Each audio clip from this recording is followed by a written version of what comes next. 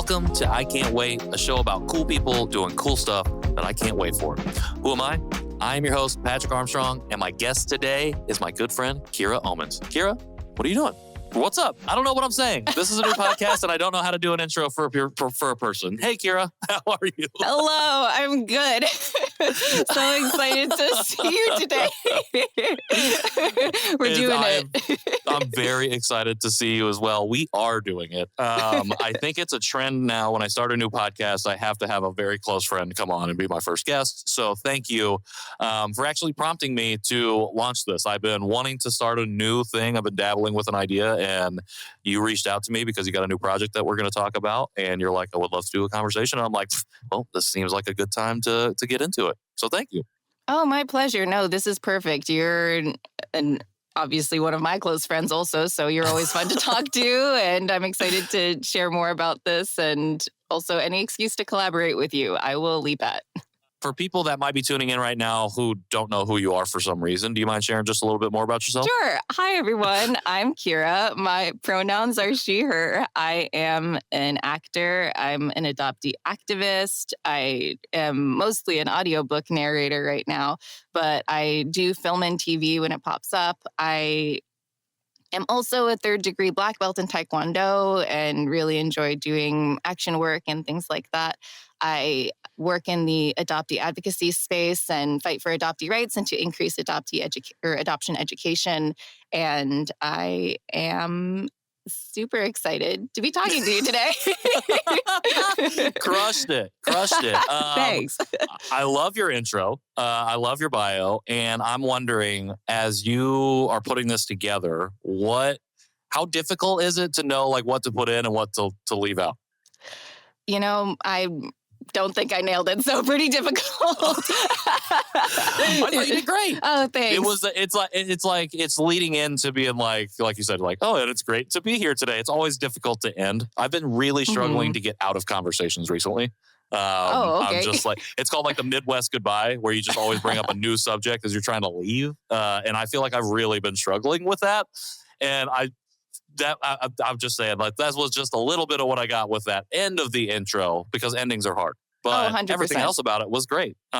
You are the lead in a new film called Him. Tell me about this project. Yes, I'm so excited about this project. So Him is a feature film. My cast members have been fondly calling it a female revenge dramedy, which I think is an apt description for it. It is coming to Amazon Prime and Apple TV on May 30th. And a brief summary of the story, it is about the final 5 contestants on a reality dating show and how they unite to confront their deceitful suitor and all of the producers who manipulated them into falling in love. And so it's a good time. I think it's very funny. And I think there are also there's a lot of depth to the characters and to the commentary about the ethicality of reality TV and the tactics that are used to achieve a certain edit or narrative. Oh, okay. Interesting.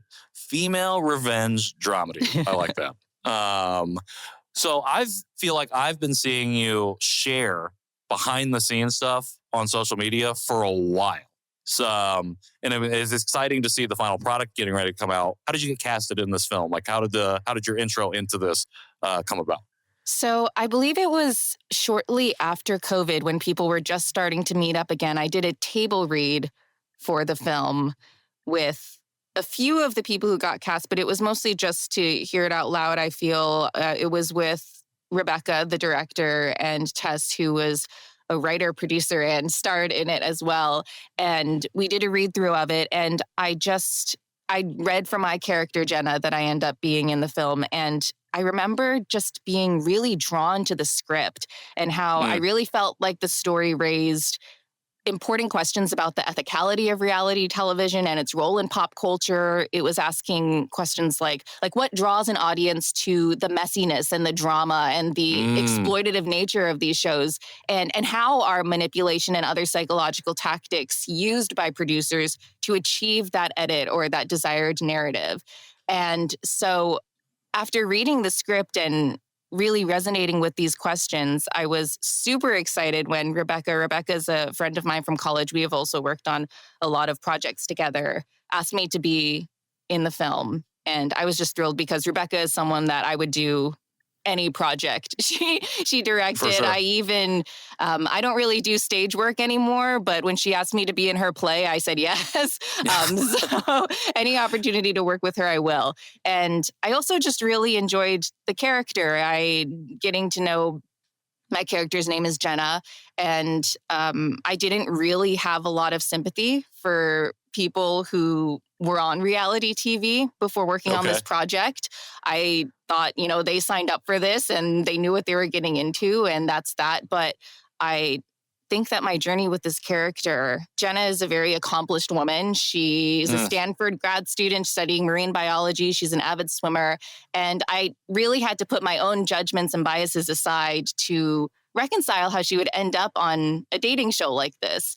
And so much of it has to do with the societal narratives that are ingrained in women and how our worth is tied to our desirability and how we're taught to aspire to marriage. So what I hope is that audiences have a similar journey that I did when watching this film, and that even if they have their own biases about reality TV, that this story helps to humanize the participants, because viewing them as undeserving of empathy also benefits the troubling nature of this industry, because if no one cares, then no one will push for change. For sure. So it's like you said, you're talking about the ethicality of reality TV. It's like pulling the curtain back truly on this, but in a fun, funny way. Exactly.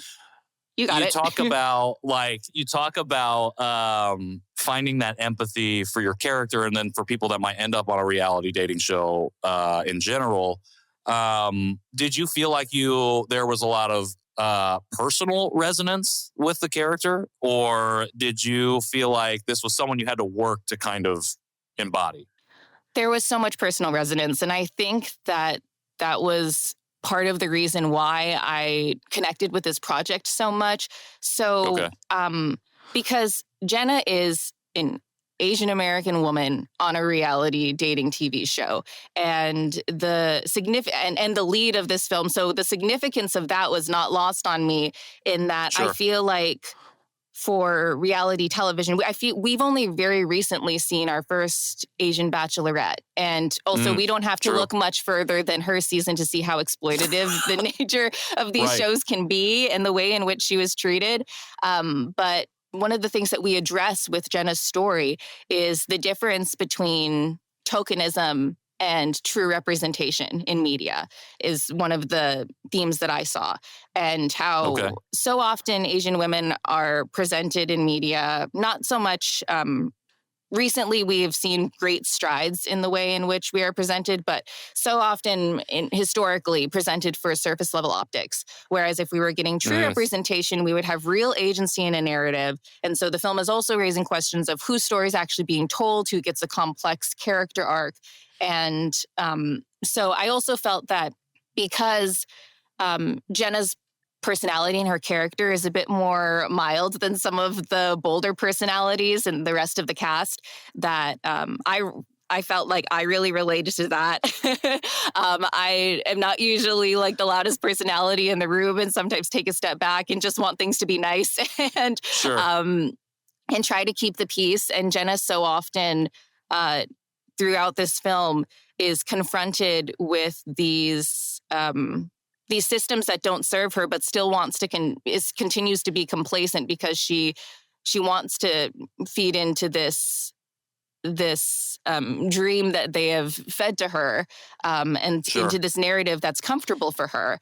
And because of that, I feel is framed in a certain way, like in the narrative of the reality show that she's on, but also experiences a lot of growth throughout the story. For sure. Can Can you give us the framing of like what type of reality dating show this is? Is it a Love Island situation? Is it a Love is Blind situation? Is it a Big Brother, even though I don't think that's a dating show situation? What kind of reality framing device are we working with? It is a Bachelor situation. Oh, a Bachelor, the one that I didn't say. So I'm just chalking it up to you said it earlier, but okay, that makes sense. All right, cool. I'm assuming that so I've never been on a film set and I've never been part of a production before. But I'm assuming that there is, and especially because you talk about this resonance with the character, some level of reality when you're like in the production aspect and you're filming and you're on set and you're doing stuff, even though you're portraying a fictional narrative, like some level of reality sinking in. Can you talk a little bit more about what it means to like what that empathy is that you're able to kind of uncover for folks who find themselves on these types of productions? Yes, absolutely. So working on this character, like I said, I had to put my own biases aside, my own judgments aside, because I am complicit. You know, I've watched these shows. I've enjoyed these shows. I also fall for the messiness and the drama and feeling like I have gossip about these people that I don't even know. And so obviously there's that side of it, but to really inhabit a character truthfully, I had to find the aspects of her that were humanizing, that I could relate to, and that I could step into her shoes and be like, I believe this to be true. I believe her point of view to be true, and to portray it realistically and honestly in that way. And to do that, I did have to take a pretty comprehensive look about why a woman would go on to a show like that. And I actually drew a lot of comparisons between being on a show like The Bachelor and being in a pageant, which I did. And it's all, like I mentioned earlier, it's all very tied to these societal narratives of desirability and what it means to be a desirable woman in today's society, and how, like, if you are beautiful, if you are well-spoken, if you are smart, and some of these qualities matter more than others in certain situations. But if you are all these things, then you are desirable. And for The Bachelor, it takes it a step further. You are marriage material.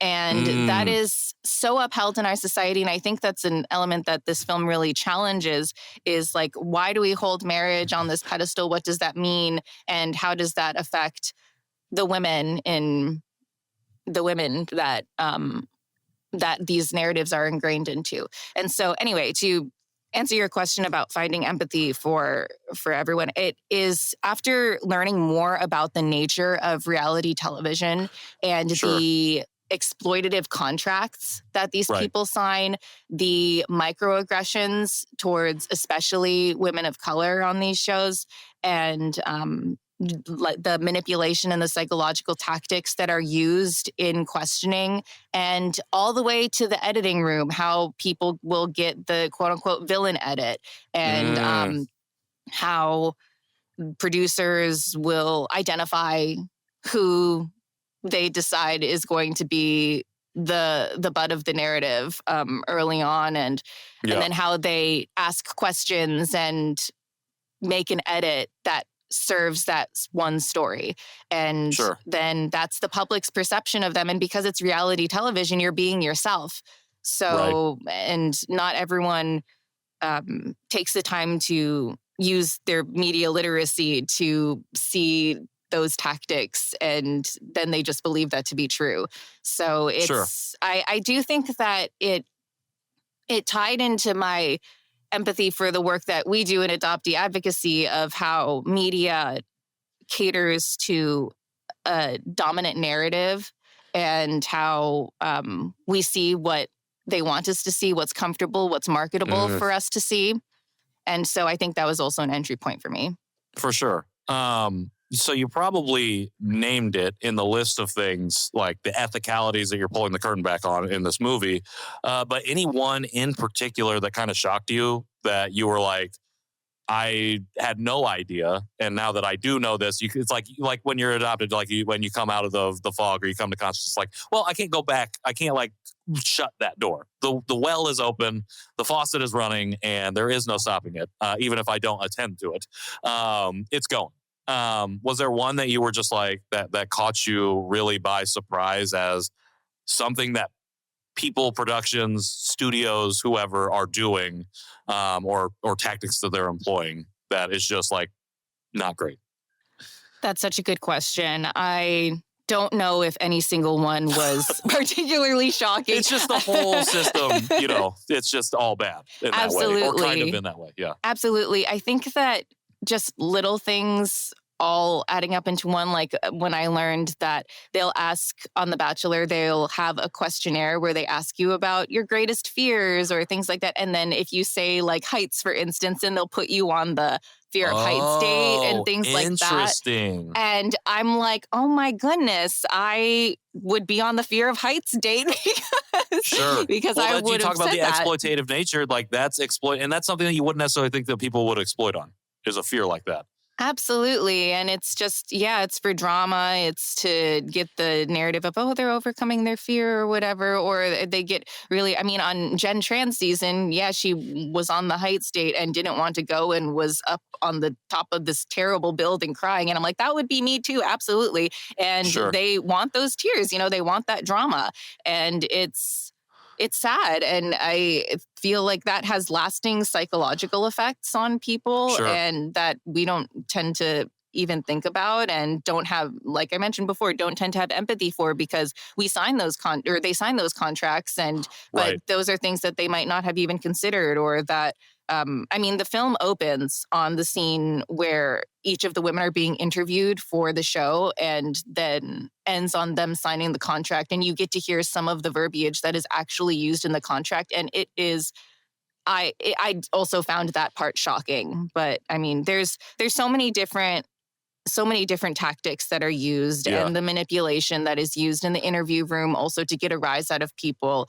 Alcohol consumption is also a part of it, and lack of sleep are just physical elements that put the contestants and the cast in a weird headspace so that they can also be more easy to manipulate. And so it's rough. It was rough learning about those things. And it was hard not to have empathy for people in that situation, especially when I looked at just my own character's reason for being on the show and for wanting to feel like she won something, or that she accomplished something, and was loved by America, and this narrative that she was fed. And then for all of that to be slowly unpacked, and for her to have to confront these systems that don't ultimately serve her. Right. Well, we get to see in a fictionalized way the fallout of like what Jen Tran might have experienced, and we get a chance to get, like you said, it's like it's pulling back the curtain, and we actually get a chance to step inside of that world a little bit and see what we really don't get to see unless we know Jen Tran specifically, or like she's willing or open and feeling comfortable enough to share what is going on. But even at the end of the day, you have a bunch of most likely men, straight men, coming out of the woodwork to complain about whatever it is she's talking about, which now gets picked up as fact as opposed to biased opinion. And so like, that's the thing that you're pushing up against, which I think is like, I love the intention, which you shared with me before we hopped on here, is that everyone on screen from a cast perspective is a woman except for one person. And I think that in itself, the intentionality behind that pushes back. We talk about dominant narrative, pushes back on that dominant narrative without explicitly stating, like, this is what we're doing. Is like, we are going to be intentional about the people that actually take up the screen space. What does it mean to be a part of a project like that gets to, that's willing to be intentional? And again, you said like this is like your friend who has developed this, but like so you already know, but like to work on a set with crew and with people who are intentional about taking these types of steps. It was so special. I felt so supported and cared for on that set. I felt like what I had to say mattered. There was a moment where I wanted to change a line just because I felt like it might be more honest to an Asian American woman's perspective on the scene. And that was taken immediately. I didn't feel like I had to justify it in all of the ways that I'm so used to having to justify a creative decision like that. And I just felt very valued and seen and heard and understood on that set. And so it was huge for me, because I do think that, I mean, we talk about themes of identity, exploitation, and agency in adoption frequently. And to work on a project that also explored those themes, but in the broader context of women, and that was really special and also a new learning experience for me. For sure. Yeah. So we've talked a lot about the more heavy factors of the film, I think, for something that is a dramedy. So you know that comedy aspect is in there. And so I wanted to make sure we at least touched on like the fun aspects of the film. Obviously, a revenge-driven dramedy, specifically a female revenge-driven dramedy, is going to have some like fun moments in it. Can you speak to that aspect? Like, what fun can we expect out of this going into it?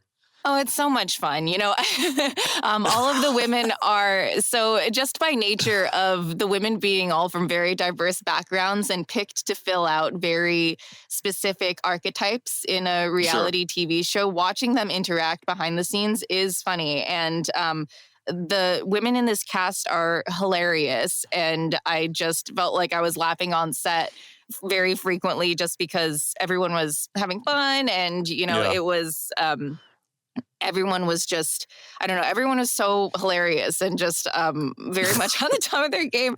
And I very much related to my character Jenna in that moment, because Jenna's more like, doesn't take a lot, just kind of watches the action unfold in the beginning for a lot of it.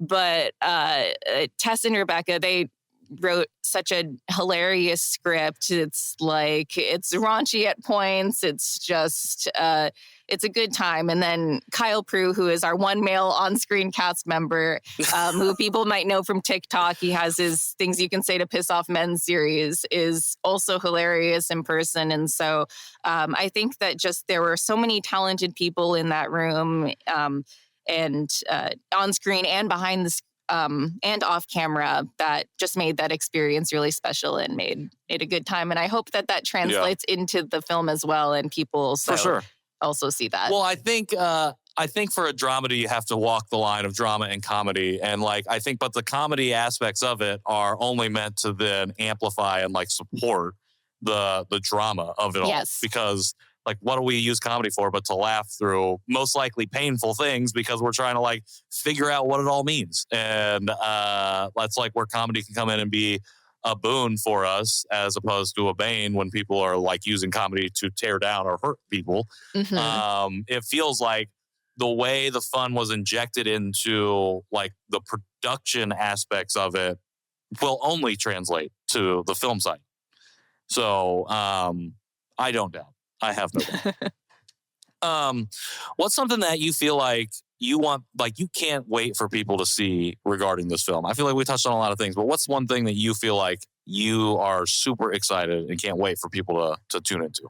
So I am so excited because I feel like this film shows, this is such a broader message, but really resonated with me working on this film and the work that I do outside of this film. But I hope that people find that this film shows that there is so much power in community care, and that the women in this story have such diverse backgrounds, and they are in a show that is by design meant to pit them against one another. And in the end, spoiler alert, they are not. They come together. They come together despite their differences to accomplish things. And so my hope is that the film shows that unity doesn't necessarily mean that we all agree about everything. We all have the same beliefs. We all agree on the methods. And just as people living in systems that were manufactured to keep us apart. Unity really comes from caring for one another and holding space for all of our individual experiences. And I hope that that's the message that people take from this film, and that we can hold space for everyone's experiences, especially ones that challenge dominant narratives. And there is great power in that community care. I love it, especially because when the little bit I knew about the film coming in, I would not probably have said community care. And now I can't wait to watch it so I can walk away with that. So that's super exciting. Kira, it's been a pleasure sitting down to talk to you about this. Anything that we haven't touched on that you think people need to know about before we get into it? So this is Monday the 26th. When this episode is airing. And I know that the film comes out very soon. But before we get to the film dropping, anything else that you want to share before we tell people where to go? Yes, I do want to shout out, and this actually transitions into where we want people to go, but I do want to shout out our executive producer, Nick Thompson. He was a former contestant on Love is Blind, and he is the co-founder of the You Can Foundation, which provides legal support and mental health resources to reality cast members and advocates for improved industry labor practices and ethical treatment in the reality TV industry. And he's an executive producer on this film. And every $1 from pre-sale, which was between May 16th and between May 30th when the film drops, will be donated to the You Can Foundation. So I encourage people to pre-order the film so that this wonderful foundation gets some of the proceeds. And then, yes, it will be dropping on May 30th on Amazon Prime and Apple TV. Amazing. You Can. That's what you said the organization's called. You Can. We'll have that in the show notes. So we got 4 days before the film drops, which means that there is still time to get those dollars to that organization. That's awesome. I love it. Amazon Prime and Apple TV. Yes. All right. Get your subscriptions on. I don't know that I can share my password any more than I already have. So do not ask me, but ask your friends, ask your family to get on their subscriptions if you don't have one, and check the film out. The film is Him, starring our friend Kira Omans. Kira, thank you so much for making time. And yeah, excited to see the film, excited to see what other stuff you got going on here in 2025. No, thank you so much for having me. It's always so much fun talking to you. And thank you so much for giving me the platform to talk about this film. Absolutely. The film is Him. The guest is Kira Omans. And I have been Patrick Armstrong. This has been I Can't Wait. And I can't wait to be back for another episode.